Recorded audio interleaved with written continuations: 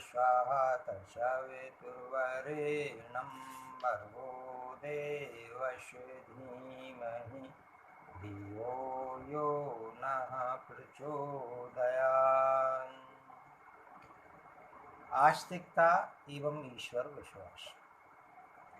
विद्यार्थियों के आचारहीन हो जाने के कारणों में एक सबसे बड़ा कारण है कि आस्तिकता का अभाव है। ईश्वर में विश्वास और उसके सर्वदर्शी तथा सर्वव्यापक होने की भावना लोगों को बहुत कुछ अपकर्मों से बचाए रखती है। सच्चा आस्तिक एक तो अपकर्मों की ओर स्वभावतः उन्मुख नहीं होता है, और यदि कभी ऐसा संयोग घटित भी हो जाता है तो वह उसके प्रति पूर्ण आत्मसमर्पण नहीं करता। करते हुए भी न करूं का भाव बना रहता है, जो कि उसकी आत्मा को कलुषित होने से बचाए रहने के साथ साथ आगे के लिए हतोत्साहित किए रहता है। और फिर अपकर्माक्रांत आस्तिक आत्मा से प्रायश्चित करता हुआ भगवान से क्षमा के लिए कातर निवेदन यह करता है और सदैव ही अपनी रक्षा करने की प्रार्थना करता है। उसकी कातर पुकार सुनकर परमात्मा सदैव ही उसकी रक्षा तथा सहायता करता है। इस प्रकार आस्तिकता किसी भी अपकर्म से बचाए रखने में बहुत कुछ सहायक होती है। सादगी और शालीनता। सब कुछ जानने बूझने तथा अपनाने के बावजूद भी यदि विद्यार्थी वर्ग जीवन में व्यवस्था न सीख पाया तो उसका सुंदर चरित्र भी असुंदर हो जाएगा। जिसका जीवन अव्यवस्थित है, अस्त व्यस्त एवं अनियमित है, वह मानो सब कुछ होते हुए भी कुछ नहीं है। जीवन को सुंदर एवं स्वरूपवान बनाने के लिए विद्यार्थियों में व्यवस्थित रहन सहन की चेतना भरना नितांत आवश्यक है। अध्यापकों को चाहिए कि वे विद्यार्थियों की व्यवस्था पर हर समय तीव्र दृष्टि रखें और किसी भी प्रकार की अस्त व्यस्तता देखने से ही रोकने तथा संभालने में आलस न करें। ऐसा यदि उनको दिन में 1000 बार करना पड़े तब भी उससे उबने की आवश्यकता नहीं है। विद्यार्थियों में व्यवस्था का अभ्यास होना उनके जीवन का सबसे सफल निर्माण है।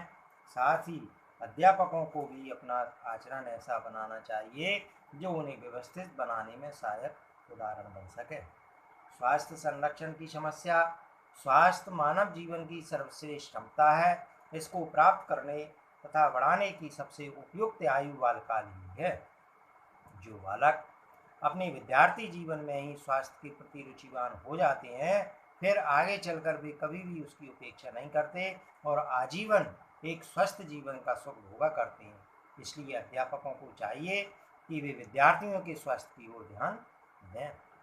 स्वास्थ्य लाभ के लिए विद्यार्थियों के लिए सबसे उत्तम व्यायाम है खेलना। Hockey, football, volleyball, basketball, cricket, badminton आदि खेलों के साथ कबड्डी, छूना, पकड़ना, दौड़ना, कूदना, डंबल, जिम्नास्टिक, तैरना और न जाने इस प्रकार के कितने खेल हो सकते हैं।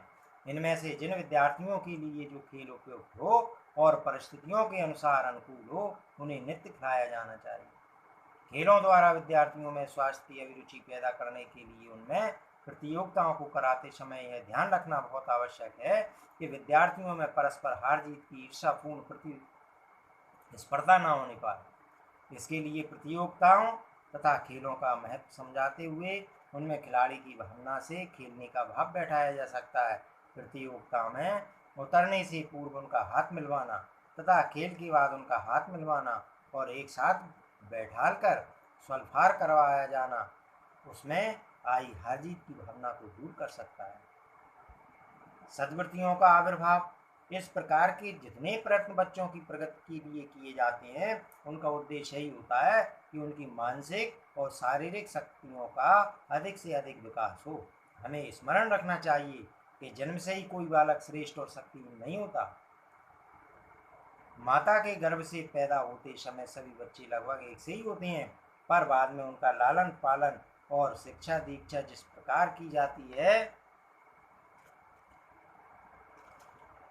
उससे ही विद्वान अथवा मूर्ख, कमजोर अथवा बलवान, सद्गुणी अथवा दुर्गुणी होती हैं। बच्चों को माता पिता का, संगी साथियों का, शिक्षक और मार्गदर्शकों का जैसा व्यवहार प्राप्त होता है वैसे ही वे बन जाते हैं।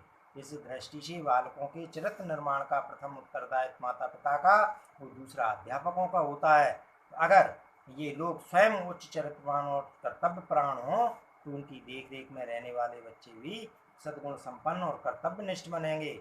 और यदि उनमें स्वयं तरह तरह के दोष भरे हैं और वे आलसी तथा प्रमादी हैं तो उनके द्वारा बालकों का सुधार के बजाय बिगाड़ ही अधिक होगा। जो माता पिता स्वयं चटोरे हैं वे बालक को जिह्वा संयम अथवा आस्वाद व्रत की शिक्षा किस प्रकार दे सकते हैं, इसी प्रकार जो शिक्षक स्वयं बीड़ी सिगरेट फूंकते रहते हैं वे लड़कों को धूम्रपान के दोषों से कैसे बचा सकते हैं।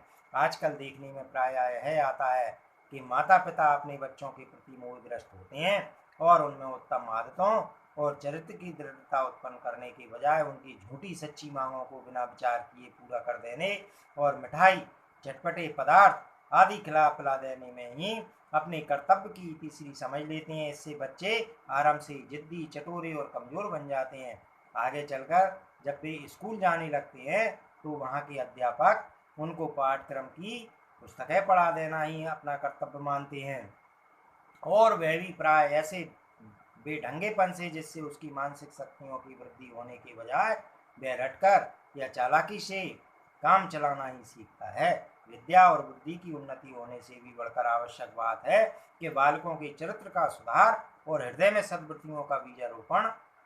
यद्यपि इन विषयों के पाठ स्कूली पुस्तकों में रहते हैं और अध्यापक उनको पढ़ाते भी हैं, पर वह पढ़ाना तोते को रटाने की अपेक्षा अधिक नहीं होता। सच्चरित्रता तथा परोपकार के पाठ पढ़ाते हुए भी वे बालकों के स्वभाव और सद्वृत्तियों की तरह से आंखें मूंदे रहती हैं। उनमें जो कुछ शिक्षा एवं संबंध में प्राप्त होती है वह अपने सम वयस्क अथवा बड़ी आयु के लड़कों द्वारा ही प्राप्त होती है। ये बड़े लड़के स्कूलों के दूषित वातावरण से तरह तरह के दोषों के शिकार बने रहते हैं और नए बालकों को भी उन्हीं सब गंदी और शैतानी आदतों को सिखाते हैं।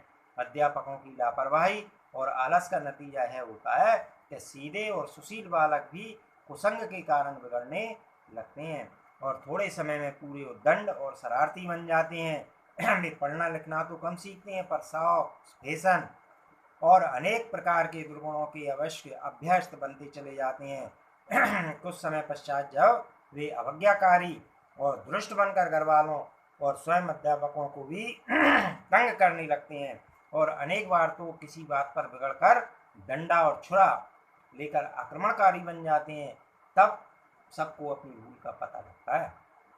लड़कों के चरित्र तथा स्वभाव का नाश होने में एक बहुत मुख्य कारण आजकल सिनेमा भी हो गया है। जहाँ आरंभ में ऐसे मनोरंजन और शिक्षा का माध्यम समझाता जाता था वहाँ अब यह दोष और दुर्गुणों का शिक्षक बन गया है। सस्ते और दिखावटी प्रेम से लेकर बैंक डकैतियाँ तक की तालीम आजकल सिनेमा से प्राप्त कर रहे हैं। माता पिता और शिक्षक स्वयं सिनेमा के प्रेमी होते हैं, वे लड़कों को उससे कैसे रोक सकते हैं। उधर सरकार को उससे 150 करोड़ रुपया टैक्स प्राप्त हो जाता है, वह भी उसकी उन्नति के मार्ग में बाधक होना नहीं चाहती। रह गई बात सिनेमा कंपनी, उनका उद्देश्य धन बटोरने के सिवाय और कुछ भी हो ही नहीं सकता। चाहे देश चौपट हो और चाहे संतान कुएं में पड़े, उनकी तो प्रति मास 2-4 लाख की आमदनी होनी चाहिए।